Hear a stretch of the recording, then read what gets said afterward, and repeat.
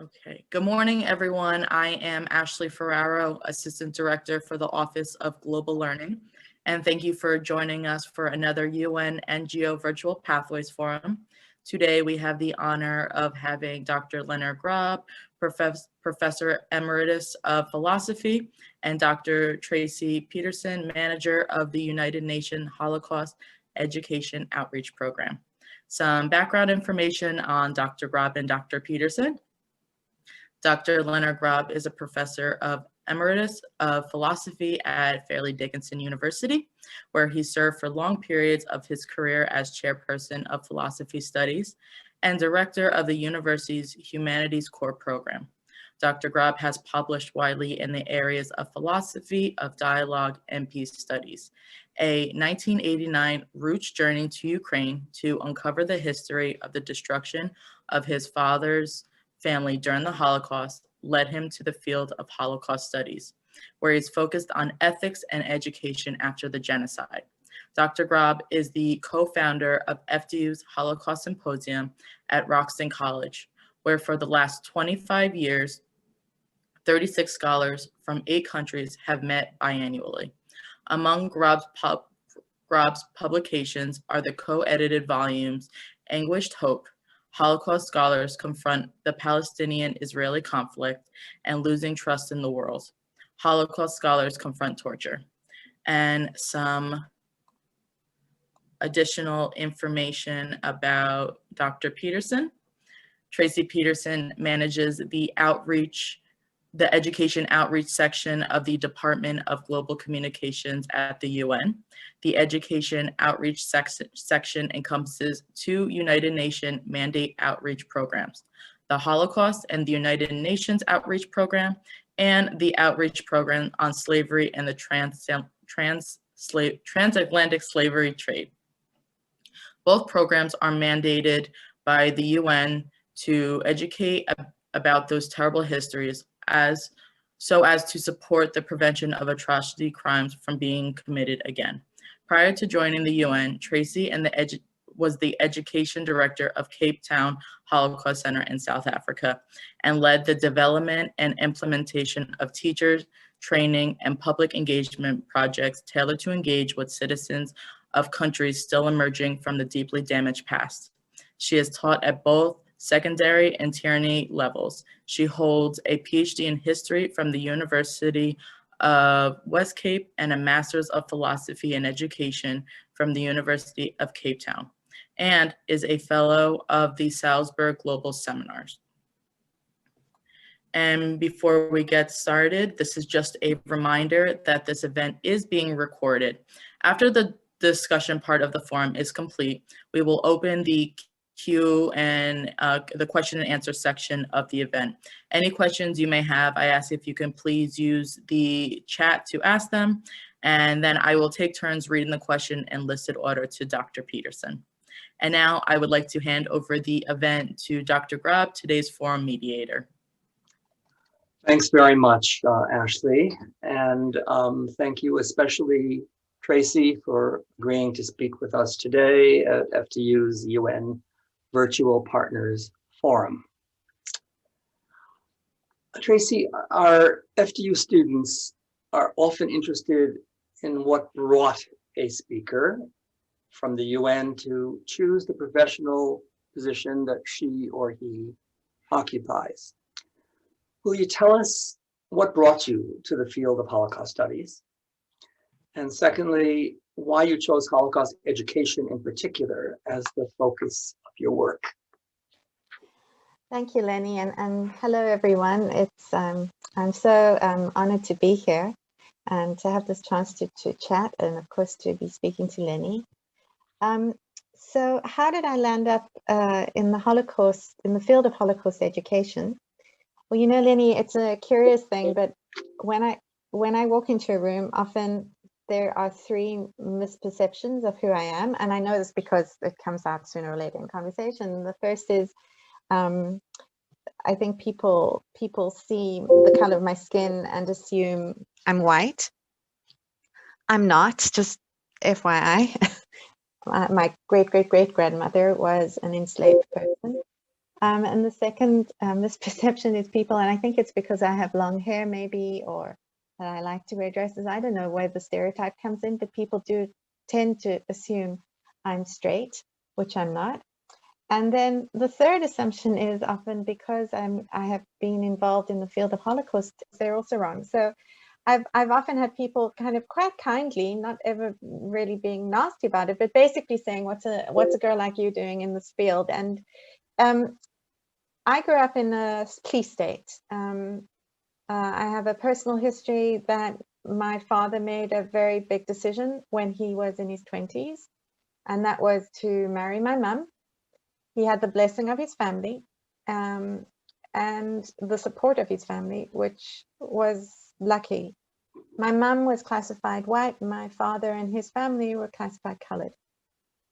My father's decision to do this meant that he secured for his children, who would be classified white, a future which my cousins, who were classified colored, were by law prohibited from enjoying.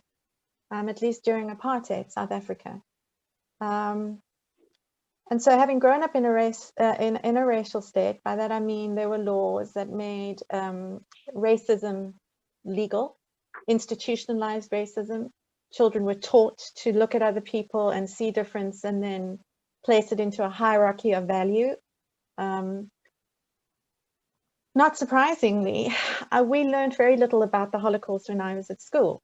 In fact, it was actually, it was our teacher who mentioned in a sentence that, oh yes, and by the way, Hitler didn't like Jews.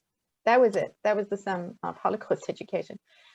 And then really when I began to study, it was the first time that I read the Nuremberg laws. And I remember just thinking, oh, small wonder they didn't want to teach us this part of the history, because when you look at these laws and you look at the way in which the Nazi state made the absolute abnormal become considered, well, that's just the way of life. No wonder the apartheid state was a bit nervous of teaching this particular history. So how did I land up? Well, I was fortunate enough to have lived long enough to have experienced what it's like to live in a police state, and fortunate enough to have been there when finally apartheid came to an end. And for the first time in our country's history, we had a truly democratic election. And I was old enough to be a teacher at the time when the curriculum of the country was undergoing change. And so we went from having, well, first of all, immediately after apartheid, history disappeared from the curriculum. And the reason for that was that the history curriculum as it stood during apartheid was so deeply flawed that they needed to just put a hold on and remove references and basically just, we were being taught nationalist propaganda when I was at school. History came back to the curriculum kind of in about almost 10 years later. And in 2007, the Holocaust as a subject became part of the mandatory curriculum for 9th graders. And the 9th grade in South Africa is the final year of schooling. So that's compulsory, sorry. So it meant that every student in the 9th grade was going to learn about the Holocaust. Now, at that stage, I was a teacher. I was a history teacher. And so this is what I was teaching my students. I'd been teaching it before anyway, but it was a choice. It wasn't compulsory. And of course, the question that's an obvious question to ask is, why would the history of the Holocaust be made compulsory in the post-apartheid South African school? And the reason for this was that the curriculum designers wanted, so the South African school curriculum was based on a human right, provided, first of all, an example of what happens when human rights are completely and utterly ignored and trodden on and removed from any statute. What happens to society and to people, and what are the dangers? They also wanted to then be able to explain a connection connection to the Universal Declaration of Human Rights, on which the South African Constitution draws very heavily. So that is why it appeared in the curriculum. And so what was very exciting was, for me, was to be able to teach about another example of what happens when a racial state is in place, to work with young people and then also with teachers eventually, because I was involved with teacher training, looking at how what happens when you begin to recognize in others possible similarities in being treated unfairly, but then also beginning, and this is the interesting thing, Lenny, you know, to be able to understand that it's possible to hold two histories of suffering and atrocity crimes that are not the same. No history is ever identical to another history. It happens at a different time, different place. And so to be able to understand that, but not to feel that one's history or one's country's history is therefore somehow being diminished. You know, that it is possible to hold both and to, in a way, find resonance where things are similar, and then to appreciate where things differed. And there were no death camps in South Africa. There was not a genocide in South Africa. Apartheid was correctly identified as a crime against humanity. And to understand and appreciate what those two differences mean, it doesn't mean that somebody who suffered during the Holocaust or suffered under apartheid suffered more than the other person. You can't make those equations. And it was an incredible privilege to be able to watch my fellow South Africans navigate that journey. So somewhere along that, in that timeline, I joined the Holocaust Centre. I left teaching and I joined the newly established Holocaust Centre in South Africa. And that really became my home. And it was just, I was there for just over 10 years. And then I came to the States and with my partner and finished studying, and the opportunity arose at the UN. So it was just complete luck that there was the coincidence. I'd finished studying and the position came open, and I really can't consider myself incredibly lucky that I was able to get the position I did in an organization whose ideals I absolutely cherish. So long story, 2 Zoom bombs later. Right. I hope I answered it. You certainly did, and in the midst of it, very fascinating story, and your words about never engaging in comparative suffering is really important for all of us to learn. Tracey, I think there are many among us at FDU who have not heard of your particular program you head, U.S. Holocaust Education Outreach Program at the UN. Can you tell us, please, about the work of the program and a little bit about your day-to-day activities, although I'm sure they differ from period to period? With pleasure, Lenny. So in 2007, the United Nations General Assembly passed a resolution, 60.7. And this resolution did a number of things. Number one, it established, identified the 27th of January as the International Day of commemoration in memory of the victims of the Holocaust. To mark, it was connected, that was the day that the Soviet troops liberated Auschwitz-Birkenau. And at the same time, they also established an education outreach program.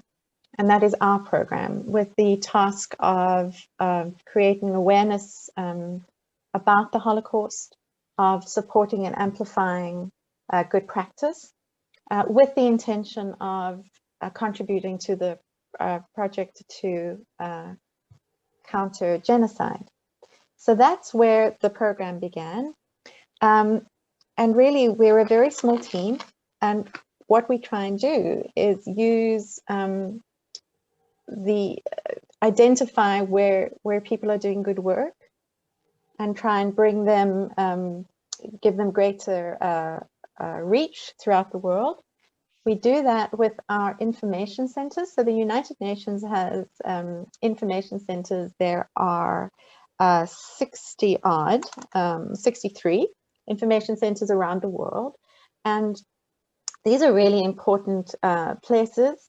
Why do I say that? Because they understand the local context. They understand what the issues are, where the sensitivities are.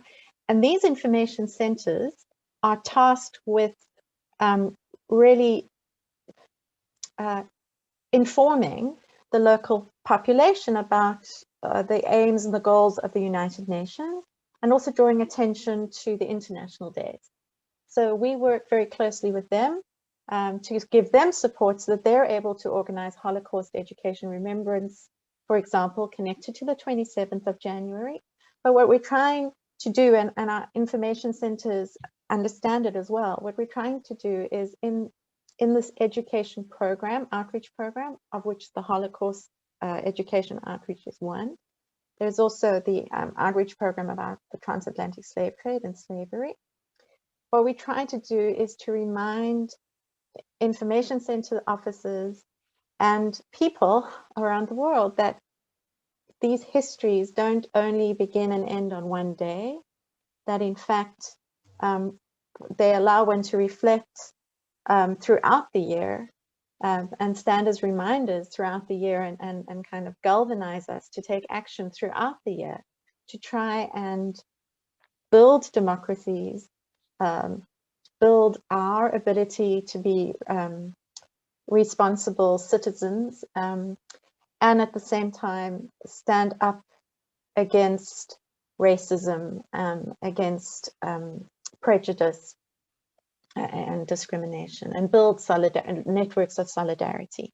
So that's in a sense what our program does. I mean, was when it was set up and what it tries to do. So it sometimes engages with member states. We might have a briefing for the staff, for the UN staff. We have exhibitions. When pre-COVID, we would bring exhibitions to the United Nations. We would have talks and film screenings. And the information centers would either be using our material, or we would support them financially so that they could do similar things in their areas. With COVID, we've pivoted. Oh, that word's been overused, but we have gone online, and it's actually been quite remarkable. I mean, I think everybody's had this experience insofar as it's opened up the world.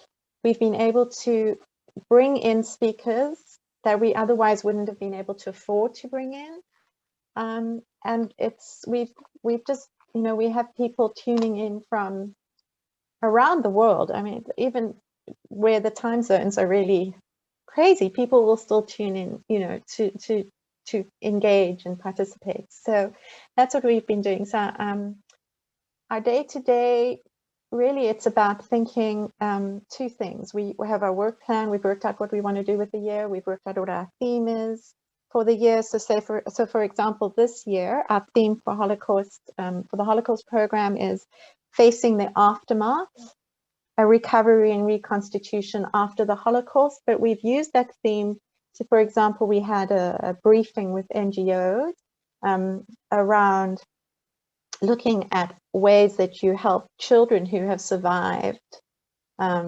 atrocity crimes. What's the practice? What's best practice to help those young children reconstitute their lives? So we had somebody talking about the historical example of what happened immediately after the Holocaust with child survivors. We had somebody speaking about what happened in Rwanda.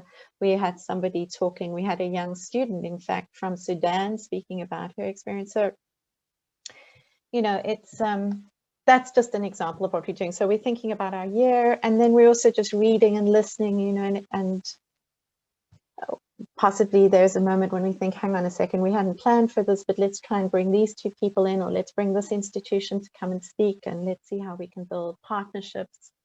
So that's our day-to-day. It's wonderful work. Tracey, have you been able to bring in your South African history, your personal history, into your professional work? Oh, well, I think when it is useful at times to refer to examples of racism and racial states at work. But I guess my experience having been teaching about the Holocaust in South Africa helps me to appreciate a little bit of the sensitivities that people might feel, both those who have a direct connection to the history through their own families and those who do not.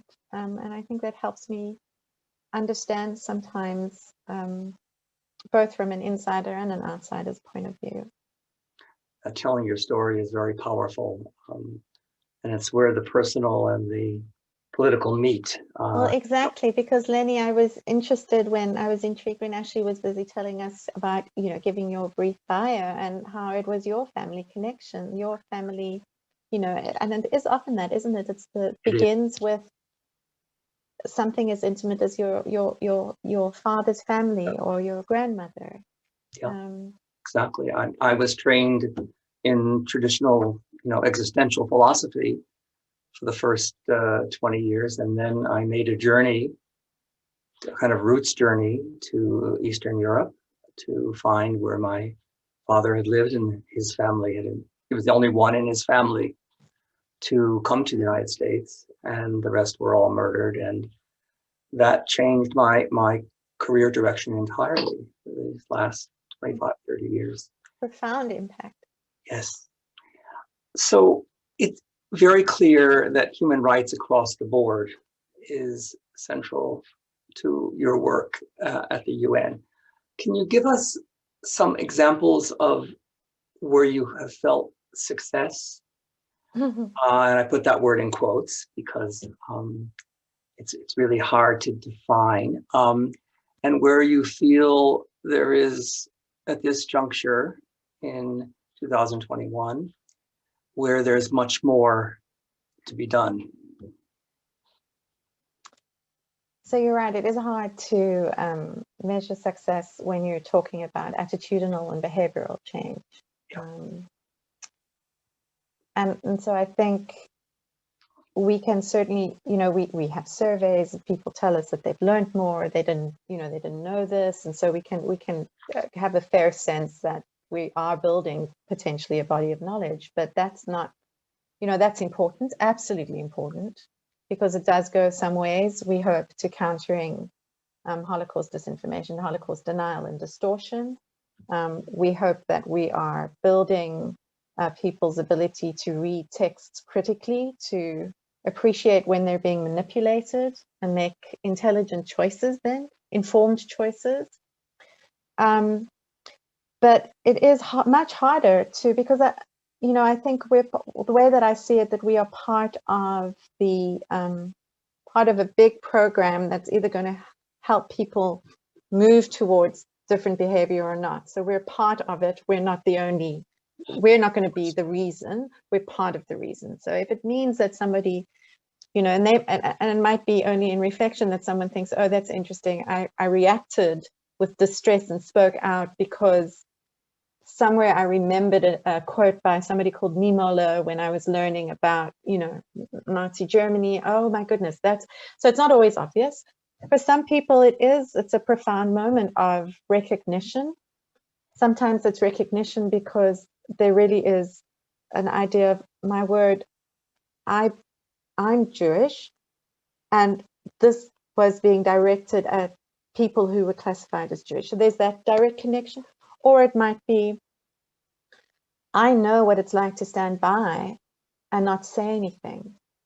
I know my reasons, but I've never thought about what the consequences are. I've never thought about what my not saying something says to the victim. Whatever my intention is, whatever my motivation is, my doing nothing has a very, so maybe there are those little moments that will bring about attitudinal change, but it's very difficult to measure it. And that's not what we are not able to do that. We do know that from other institutions that have done research into this area, that it does appear that it does help empathy. But having said that, you know, we are still, our work is far from done. We do not need to look very far to find examples of racism expressed violently. And I guess I would hope that somewhere people begin to understand that anti-Semitism is an expression of racism. Xenophobia is an expression of racism. And what do I mean by that? And I don't expect everyone to agree with me on this, but for me, racism is a belief that we are born inherently different into different species. So there is a biological difference, which then includes a moral and an intellectual difference. So you're born this way. You are born a good person or you're born a bad person, and you transmit that badness or that goodness into your children, because this is all about biology. And I think when you scratch not too hard on the surface of any supremacists, you will find that when they express anti-Semitism, which they will, when they express Islamophobia, which they will, when they express anti-Black racism, which they will, you will find what they have in common is this belief that it doesn't matter what those individuals do, they can never change. They are bad from beginning. And therefore, if you take it to its logical conclusion, if you don't want the world to have them, then, you know, there's a solution. So when one speaks about the dangers, I mean, how far we still have to go, I think we still have a lot of work to do in helping people understand the connections that exist between prejudice, and to understand why it is important, no matter what you believe in or who you are, where you're from, to fight expressions of intolerance and racism. And I use that word fight. The UN is nervous of the word fight with good reason, because it implies violence. So let me clarify that I'm not at all suggesting violence. I'm suggesting responding, and there you can respond with facts, you can respond with reason, and you can respond, if you can find it, with compassion. So Lenny, I want to share something with you. For example, I know that there are people who struggle with believing that there was a time when men, women, and children were targeted for annihilation. I get that people can struggle to believe that, because who wants to believe that as humans we are capable of such terrible, terrible deeds? We don't want to believe that.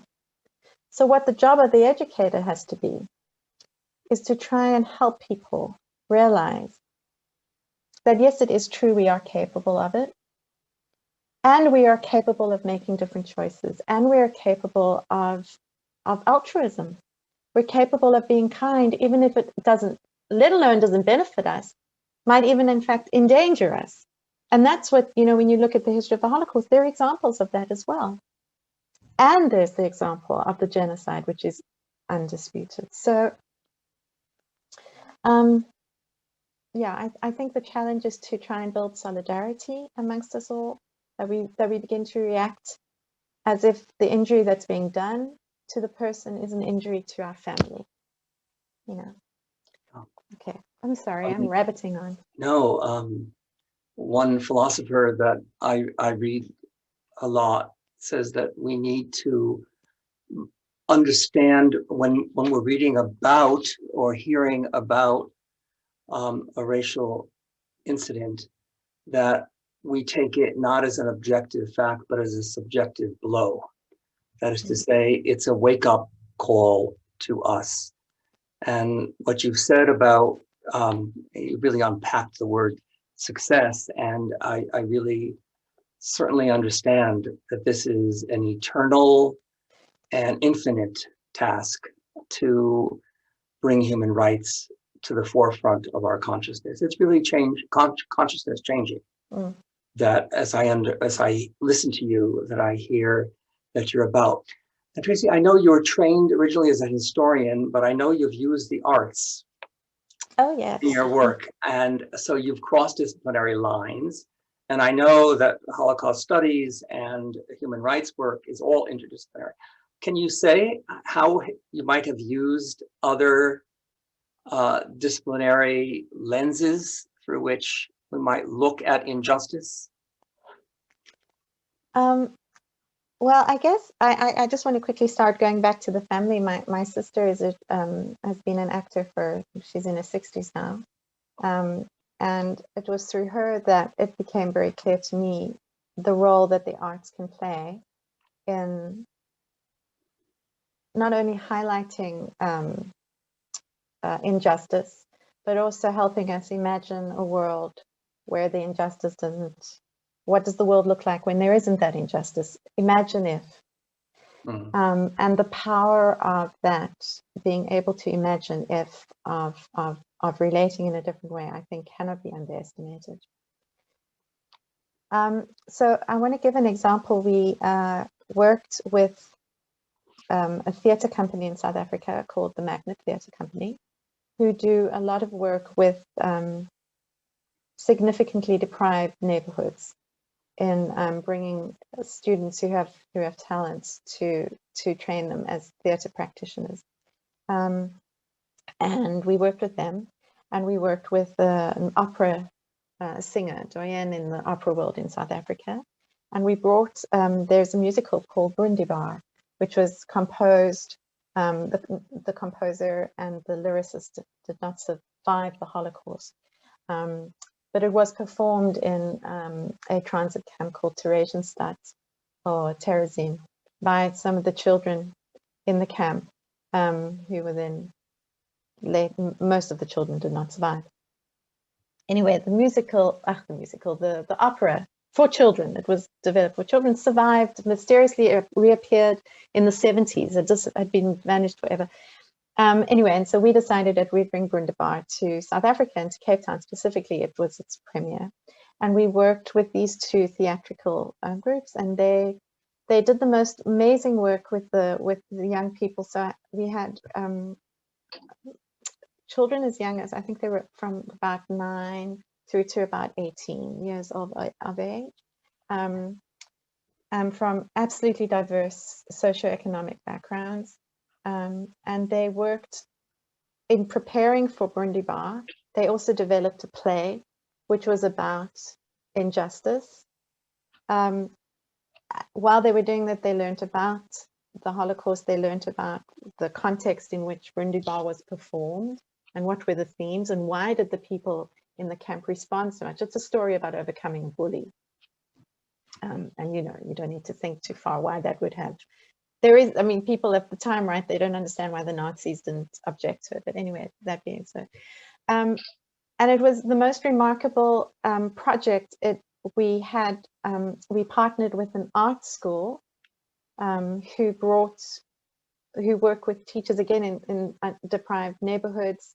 And through their support, we were able to bring to the theatre, to this huge theatre in Cape Town, of a day, we would have 200 to 300 students coming in, experiencing for the first time what a movement class was like, thinking about writing, thinking about art, and then attending the performance. And the power of, I don't think students would have been able to necessarily walk out and quote all the facts about the Holocaust, but they certainly knew the critical facts.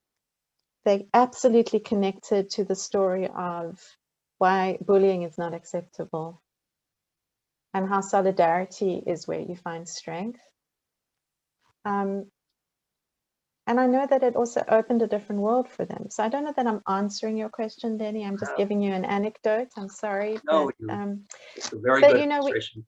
We have to work very carefully with teachers because, you know, there is great power in role play. Mm-hmm. And to have to explain certain things, got to be careful about what you're choosing to role play, because what is it that actually students are going to walk away having learned. So we didn't do any role play, and I would caution any teachers from doing role play, because what can happen is that you just end up reinforcing stereotypes. I don't know what it means to be an SS, but I'm going to put on a German accent, and then I'm going to walk in a certain way, and all that I'm really doing is I'm just exhibiting the stereotype, you know. Yes. Most of the Jewish Germans spoke German. Yes. If they were speaking in English, they would have the same accent as the SS guard, you know. So it's like, what do you, anyway? No, you've answered it very well. And I think what you said earlier about the dangers of bystander behavior, I think is very important. When I've taught a course on the Holocaust, I often say the very first day that if you're fearful that someday you might be a victim, I think the chances of you being a victim are much less than you're being a perpetrator, or certainly a bystander. And it's bystander behavior that I think we have to guard against. And I know that in the state of New Jersey, and as well as many other states in our country, Holocaust education is mandated. But I'm wondering, and really thinking now about FDU students in particular, since they are the majority of our audience today. Those who live in New Jersey have had the required course. So my question to you is, how can they continue the learnings that they had in these courses, which were very limited in time? And what role might the UN, your office in particular, play in this? So how do our students, can they relate to your work and see a future in which human rights education can be an ongoing pursuit? That's a great question. So when I think about the work that the UN does, I think about the word justice. And I think what justice can sometimes is most often connected to a legal system and to laws and to rules. But justice can also take other forms, and they can be as powerful. It can be restitution that does not necessarily mean money. It can be symbolic. It can mean that your name is spoken, that your history is not only learned, but is actually taught accurately, because there are historians who you have access to who've been studying this. So I would say, if you are particularly interested in the history, then that's one, you know, and from a historian point of view, that's one way. But if you are interested in thinking about how you contribute to making the world a place where people have the right to, you know, where people can live with dignity and in peace, and justice is served, then the United Nations has many, many ways, many places where you might find something that resonates with your interest, because it is trying to, in the various arms of the United Nations, through its various agencies, that's really what's driving it, is to bring about justice. And so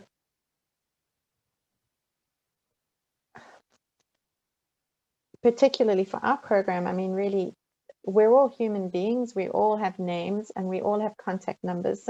You sometimes have to go through 2 or 3 people to get to the person you want. But I would say, you know, use write and ask and say, this is what I'm interested in. If it's about a career path, there are people who'd be able to advise you. If it's about your interest in a particular issue and you want to find out, there will be people who can advise you about that. And if a girl from a really small town, dusty town, can land up working on the other side of the earth, can land up working at the United Nations, it really is possible. I hear that. Tracey, we're going to move to another part of the program today, but I just want to thank you for stimulating, moving, informative honest presentation. I learned a lot, and I suspect that's the same for the rest of our audience. And it's great to meet you personally, and continued good luck with your really crucial work. Oh, Lenny, that's very kind of you. Thank you so much. And thank you to everybody for listening. Ashley, I'll turn it over to you. Very good. Thank you, Lenny, so much. That was a wonderful forum. And now we will begin the question and answer section. It looks like we have some questions coming in. One of the first questions I received privately. It's a long question. So I asked the speaker if they're okay with me unmuting them so they can speak with you directly. Let me just get her up.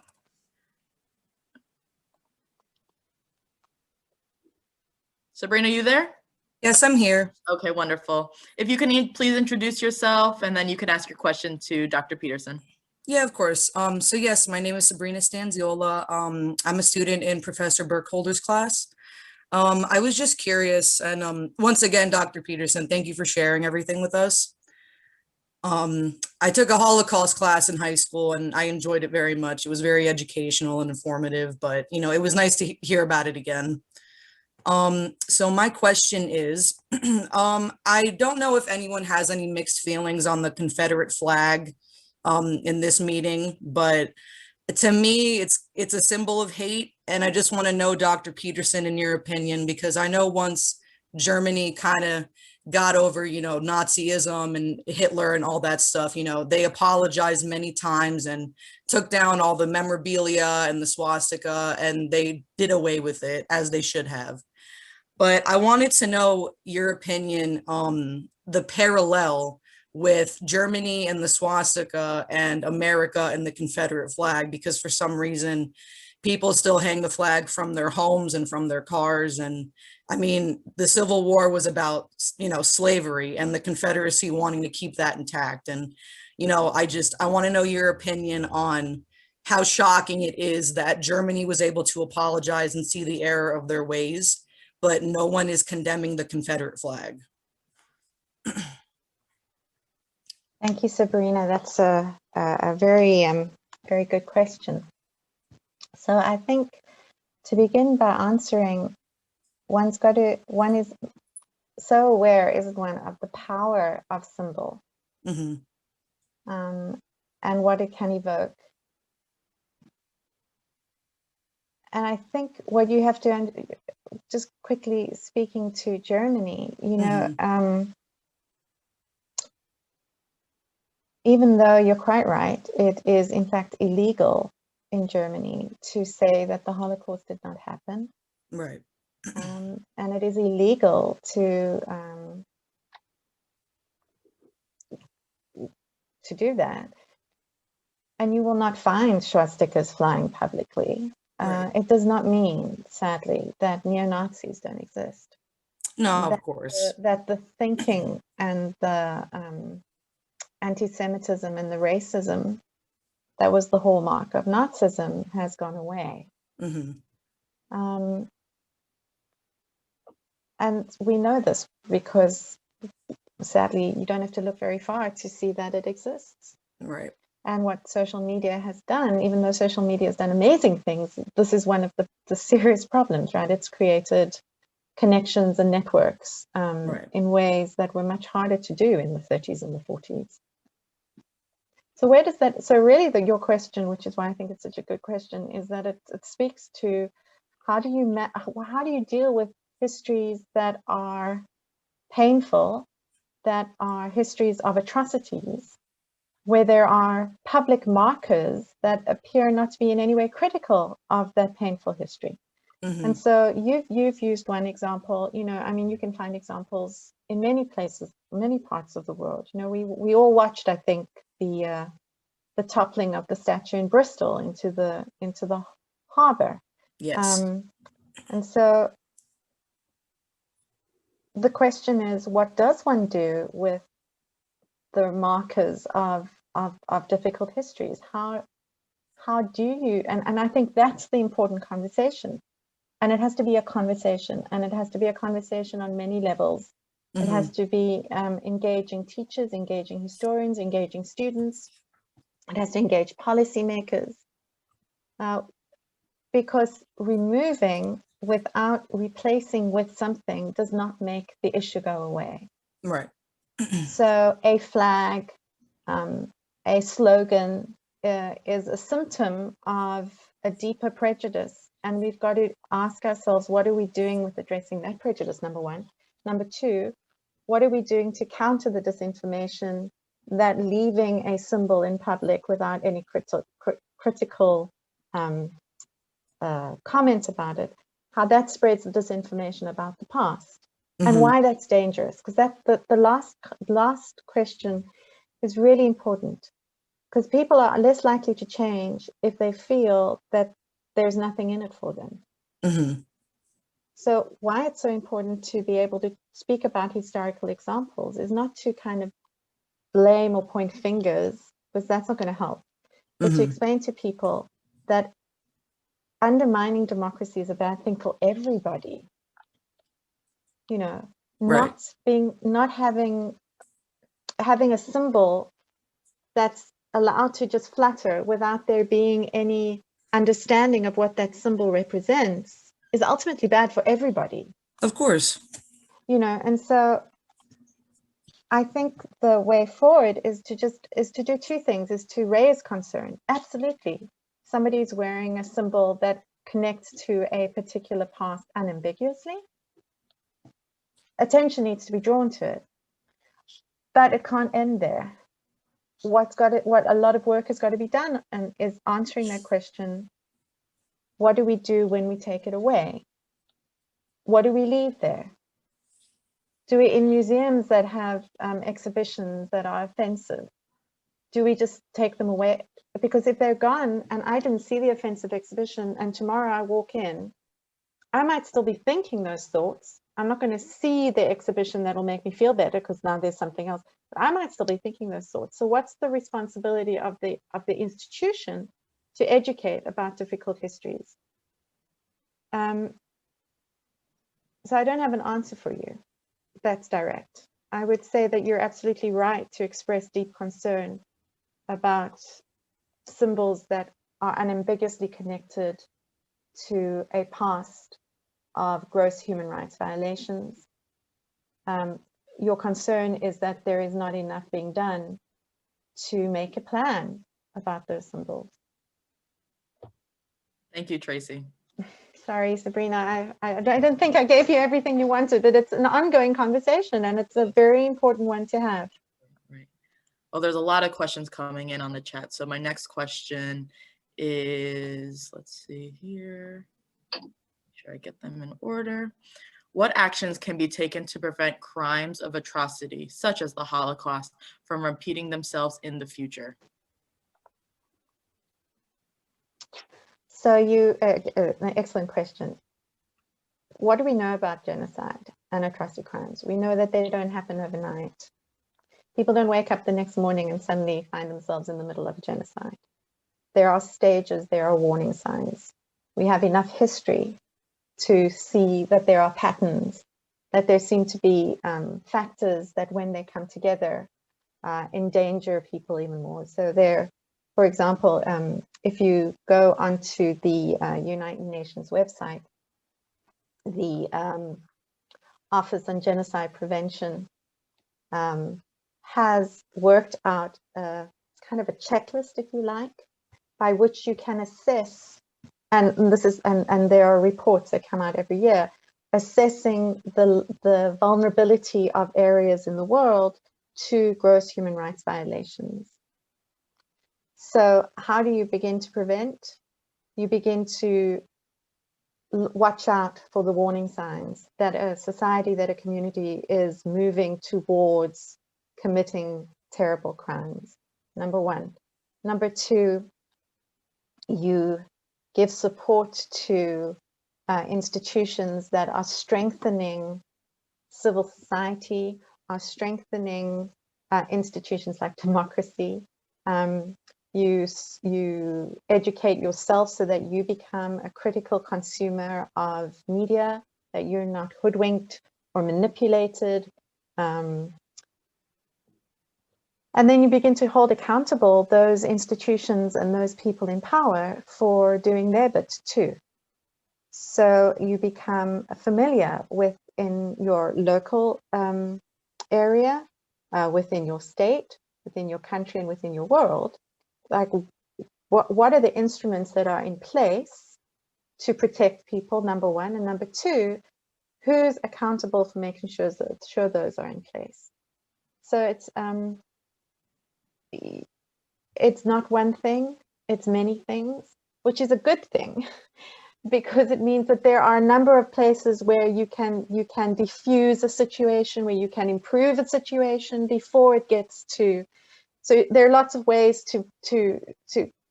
lots of things to do before the house is on fire, if that makes sense. Yes, thank you. Another one. What is the UN's role in educating people about the dangers of ideas such as racism, anti-Semitism, and Islamophobia?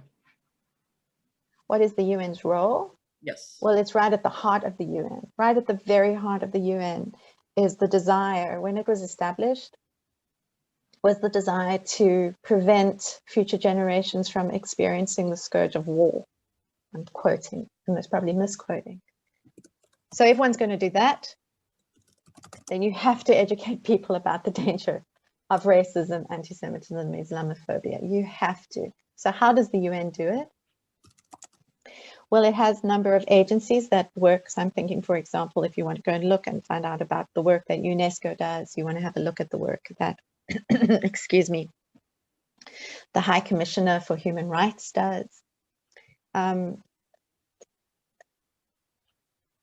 It supports the member states in trying to bring about peace.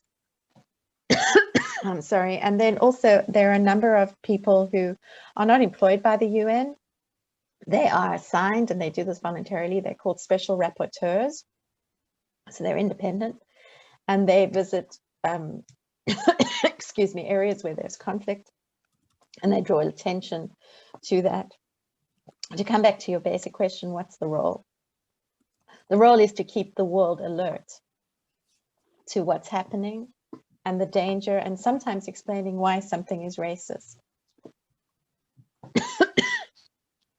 Sorry, I'm just going to have a sip of tea. I don't know why I've got a cough. No problem. Thank you, Tracy. It looks like we have enough time for one question. I'm going to Anna. She has a long question. I've asked her to kind of combine the questions, so we have enough time. Let me just unmute her.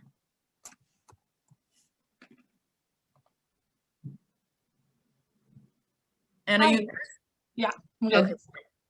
Okay, so I'm just going to ask my second question, actually. I don't know really how I could fit both of them in, but so my second one was, what does you and your group deal with the rise of Holocaust denial, and has it affected at all your ability to educate people on the after effects of the Holocaust and the Holocaust itself?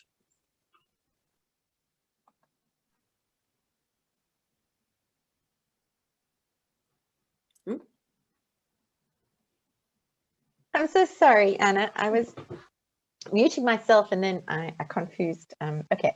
An excellent question. So in a very practical way, the UN and UNESCO are working together on developing a toolkit or a guide for the teachers, trainers of teachers and teachers, to address Holocaust disinformation and denial, or distortion rather, Holocaust distortion and denial in the classroom when it appears, to try and help teachers to know what to do with it when it raises its head. And it's not always going to raise its head in the history classroom, right? Or the social science classroom, it can raise anywhere.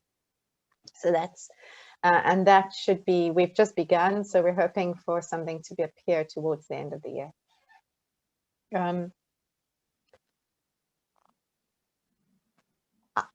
Basically, what we do at the UN, generally speaking, I don't know if any of you are familiar with the Verified campaign. So the Verified campaign does not have anything to do with the Holocaust or Holocaust education. It has to do with, in fact, was created around in response to the disinformation about the COVID. And really what the campaign does is it deals with disinformation. So the United Nations firmly believes that the way that you counter disinformation is not by censoring it, but by producing correct information, verified information, and then also thinking and trying to find ways that can not disperse, what's the word I'm looking for? Spread, convey that information in such a way that it is attractive. Because often people end up listening to nonsense, not because they're stupid necessarily, but because the nonsense is fun. I'm going to click on this. Oh, that's really interesting. Or it's used a headline. That's, you know, so how do you kind of engage with that without diminishing the history? But at the same time, you know, you're never going to be able to censor everybody. And that's not really the point. The point is that you want to enable people to recognize a lie when they see one. And then you also want to try and help people feel like they don't have to accept the lie to feel acceptable.